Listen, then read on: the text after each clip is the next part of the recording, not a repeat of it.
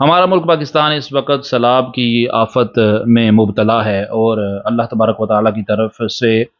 لوگوں پر ایک بہت بڑی آزمائش آئی ہوئی ہے۔ ہم اللہ تعالیٰ سے دعا کرتے ہیں کہ اللہ تعالیٰ اس آزمائش کو دور فرمائے، اور جن کا نقصان ہوا ان کو نئے بدل عطا فرمائے۔ اللہ تبارک و تعالیٰ کی طرف سے ایسے امتحانات انسانیت پر اس لیے ہوتے ہیں تاکہ بندے جو ہے نا وہ اس سے عبرت حاصل کر کے اللہ کی بارگاہ میں رجوع کرے، توبہ استغفار کرے۔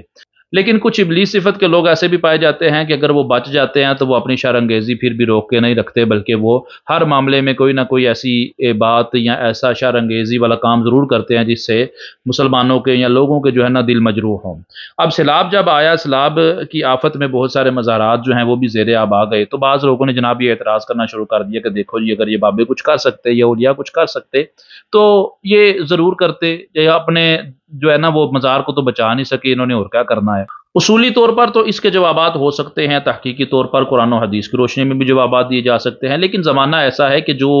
سیدھی باتیں نہیں سمجھتا، جب تک ان کے ساتھ وہ معاملہ نہ کیا جائے کہ جیسا منہ ویسی چپیڑ، تب تک جو ہے نا ان کو بات سمجھ نہیں آتی ہے، اور بالفرض جو ویسی چپیڑ اگر ان کو پڑ بھی جائے تو پھر بھی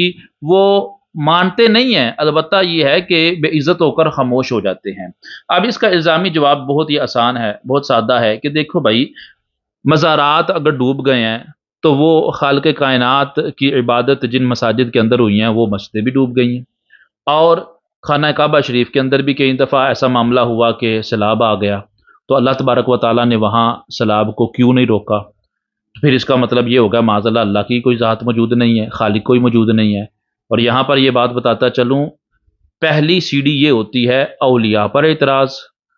اور آخری سیڑھی یہ ہوتی ہے اللہ پر اعتراض۔ جو پہلی سیڑھی پر پاؤں رکھتا ہے نا،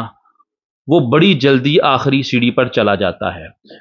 کچھ عرصہ پہلے کی بات ہے کہ میں نے فیس بک پر ایک پوسٹ دیکھی جس میں اولیاء بالخصوص حضور سیدنا غوث الاعظم رضی اللہ تعالیٰ عنہ کی کرامت پر اعتراض کیا جا رہا تھا کہ بندے ڈوب رہے ہیں، وہ بچائے نہ آکے، ٹھیک ہے۔ اچھا، وہ پوسٹ نیچے کی بالکل اسی کے قریب ایک دوسری پوسٹ بھی آ گئی جس کے اوپر یہ لکھا ہوا تھا کہ اگر اللہ ہے تو یوں کر کے دکھائے نا، یہ پہلی سیڑھی اور یہ آخری سیڑھی،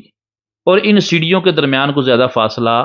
نہیں ہے۔ اور اسی وجہ سے حدیث قدسی بھی موجود ہے نا کہ اللہ نے فرمایا جو میرے ولی سے، میرے دوست سے، میرے پیارے سے دشمنی کرتا ہے تو میں اسے اعلان جنگ کرتا ہوں۔ تو اعلان جنگ کا مطلب یہ تو نہیں کہ ان پر بم گر جائیں گے، ان پر ایٹم بم پڑ جائے گا، یا ان پر جو ہے نا وہ عذاب، عمومی عذاب آ جائے گا، نہیں، بلکہ سب سے پہلا جو اثر یہ ہوتا ہے کہ اس بندے کے دل سے ایمان چلا جاتا ہے، اس کے دل سے اللہ والوں کی محبت چلی جاتی ہے، وہ بے ادب ہو جاتا ہے، وہ گستاخ بن جاتا ہے۔ یہ تو تھا ایک الزامی جواب، لیکن اب میں کلمہ پڑھنے والوں کی بارگاہ میں چند عقلی باتیں جو ہے نا وہ میں پیش کرنا چاہتا ہوں کہ بھائی، ہم اللہ تبارک و تعالیٰ پر ایمان رکھتے ہیں، اس کے رسولوں کتابوں پر ایمان رکھتے ہیں، ضروریات دین پر ایمان رکھتے ہیں، ہم اللہ کی بارگاہ میں دعا کرتے ہیں۔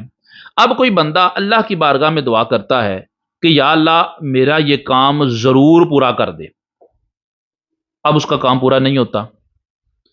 جب اس کا کام پورا نہیں ہوگا تو اس کا کیا مطلب ہے؟ کیا اس کا یہ مطلب ہو جاتا ہے کہ اللہ کی ذات موجود نہیں؟ اگر وہ ہوتی تو کر کے دیتی۔ ایسا رزلٹ نکالنے والا بندہ دنیا کا پرلے درجے کا احمق، بے وقوف، جاہل اور اجڈ ہے، کیونکہ ہم ہیں محکوم، ہم ہیں مخلوق، وہ ہے حاکم، وہ ہے خالق۔ ہم اس سے کچھ چیز مانگے، طلب کریں، اس کی مرضی ہے، وہ دے دے مہربانی ہے اس کی، وہ نہ دے اس کی مرضی ہے، کیونکہ ہو سکتا ہے جو ہم مانگ رہے ہوں وہ ہمارے لیے بہتر نہ ہو، لیکن اسے پتا ہے کہ کیا چیز ہمارے لیے بہتر ہے، کیا چیز بہتر نہیں۔ یا یہ بھی ممکن ہے کہ وہ چیز جو مانگ رہے ہیں ہمارے لیے بہتر ہو، وہ پھر بھی نہ دے، کہ اس کے بدلے میں قیامت والے دن ہمیں ثواب دے دے گا۔ آپ کو پتا یہ نتیجہ نکالے، بھائی اگر اللہ کی ذات ہوتی تو بھائی میری بات پوری ہو جانی تھی۔ بھائی وہ حاکم ہے دنیا کے اندر، کسی وزیر اعظم کو یا کسی بادشاہ کو ہم بولیں اگر تو بادشاہ ہے تو میرا یہ کام کر، اب بادشاہ جو ہے وہ اس بدتمیزی کی وجہ سے اس کو منہ بھی نہ لگائے، اس کو قابل التفات ہی نہ سمجھے، وہ بولے بھائی اس احمق کو اتنا بھی نہیں پتا کہ میری بادشاہت اس کے سوال کے جواب دینے پر موقوف ہے، میرا وجود اس کے سوال کے جواب دینے پر موقوف ہے، یہ محکوم رعایا ہو کر اس طرح کی بدتمیزی کر رہا ہے، جاؤ اس کو میں کچھ نہیں دیتا۔ تو کیا اس کا یہ کہنا بادشاہ ہونے کی نفی ہو جائے گا؟ نہیں، بلکہ یہ سوال کرنے والے کی عقلی اور بدبختی پر دلالت کرتا ہے۔ تو اسی طرح اولیاء، انبیاء، فرشتے، رسل، اللہ تبارک و تعالیٰ نے جو طاقتیں ان کو دی ہیں اللہ نے دی ہیں، اور وہ طاقتیں اللہ کی رضا منشا ہوگی تو وہ استعمال کرتے ہیں، ان کو مخصوص اختیارات بھی ہوتے ہیں، وہ ان اختیارات کو استعمال کر کے جس کو جو چاہے دے دیتے ہیں، لیکن ہمارا مانگنا ان کو مجبور نہیں کر سکتا۔ کفار نے کتنا مانگا حضور سے کہ اگر آپ سچے نبی ہیں اس طرح کر دیجئے، اس طرح کر دیجئے، اس طرح کر دیجئے۔ حضور نے معجزات دکھائے لیکن ہر کسی کی ڈیمانڈ پوری نہیں کی۔ قرآن میں موجود ہے، اٹھا کر دیکھ لے۔ جبکہ معجزہ جو ہوتا ہے وہ دلیل کے لیے ہوتا ہے، معجزہ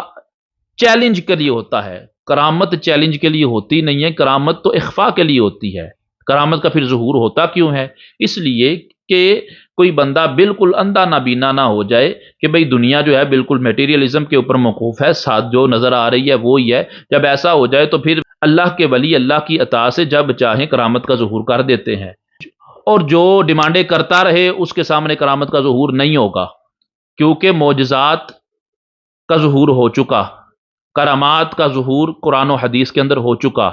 امت مان چکی، اتمام حجت ہو چکا۔ اب کوئی اٹھ کے قرب قیامت میں بولے جی اتمام حجت کے لیے مجھے دکھاؤ، یہ کسی ولی پر لازم نہیں ہے۔ اس بندے کا حساب بھی اسی بے وقوف رعایا کی طرح ہے جو یہ کہتا ہے کہ اگر تم وزیر ہو،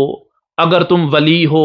تو مجھے کر کے دکھاؤ۔ بھائی ولی کون ہوتا ہے؟ اللہ کا دوست ہوتا ہے نا، یعنی اگر تم اللہ کے دوست ہو سچے تو یہ کر کے دکھاؤ۔